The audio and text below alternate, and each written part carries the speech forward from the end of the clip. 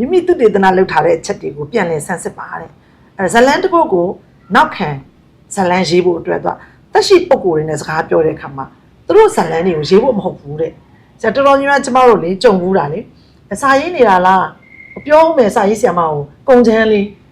ပြောချင်တာပြောချင်တယ်သူတို့ရဲ့ဇလန်ကိုအကုန်လုံးပြောပြီးသူတို့အကြောင်းအရာကိုဝတ္ထုရေးပေးပါလားဝတ္ထုရေးပေးပါလားလို့ပြောတယ်တဲ့အဲ့လိုရေးလို့မရပါဘူးအပြင်မှာလည်းကျမတို့မကြပြောတယ်ဒါပေမဲ့အဲ့လိုပြောစရာတချို့မကြိုက်ဘူးဟိုကြီးကျယ်တာငါပေးမှဒီလိုဇလန်းရတာငါပြောလိုက်လို့ရတာလို့မျိုးဖြစ်ချင်ဖြစ်နေတဲ့ဒါပေမဲ့အဲ့ဒါကစာရေးသူကိုယ်တိုင်ကတိဆောက်ရတာတဲ့သူတို့တည်းကပြောမှာပေါ့နော်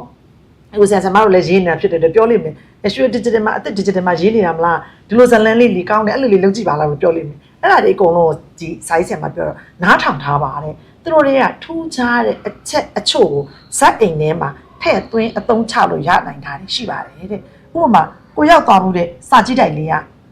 ကိုသဘောကျတယ်နော်လှလှပပအမှုပညာများစွာတည်ခင်းထားတဲ့အိမ်တင်ရဲ့အေခန်းလေးကိုတွေ့မယ်ဒါလေးကိုမှတ်ခဲ့လိုက်ပါဒီအေခန်းမျိုးဒါကြီးကကိုယ်တိုင်ကြုံတွေ့ခဲ့တာဖြစ်တဲ့အတွက်ကိုရေးတဲ့အခါမှာတကူးတစ်ခါပွားပြီးလေ့လာရတာမျိုးမဟုတ်ဘူးတဲ့ခုနကနေရာဒေသပေါ့နော်အမှတ်တမဲ့ကနေဇက်ဝင်ကအတုံးတဲ့တာတွေဖြစ်လာနိုင်တယ်တဲ့အဲ့တော့ဒီနံပါတ်5အပိုင်မှာပြောချင်တာလို့ဆရာသူတို့ပြောတာတွေကိုကျမတို့ကလာပြောရင်ဇလန်းလေးပြည့်ချင်လို့ပါဆိုရင်နားတော့နားထောင်လိုက်ပေါ့ဒါပေမဲ့တိတိကျကျကြီးကျမကအဲ့လိုမျိုးမရင်းနဲ့လို့ပြောချင်တာပေါ့နော်ဆရာ